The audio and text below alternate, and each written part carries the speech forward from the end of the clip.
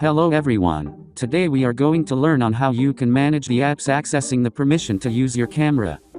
Since some people be wanting to stop some apps from accessing camera in their phone. So in today's video I'll be showing you how you can stop those apps to use your camera. The steps are actually very simple.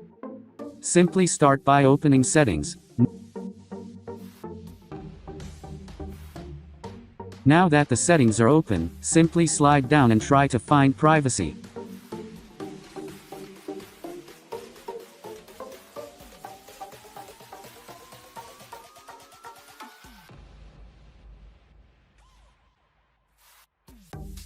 And now that privacy is open, you can see all these tools to work with.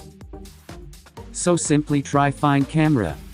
And now after finding it simply click on it. And now that it's been unopened you can see all the apps that have access on my camera, so every single app is its button turned on. So try find the app you would like to stop it from accessing your camera. After finding it simply turn it off.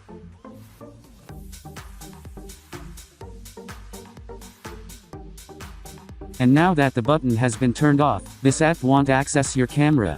Unless you turn this button off. So that was it for today. Thanks for watching, and if you are new, please make sure you subscribe.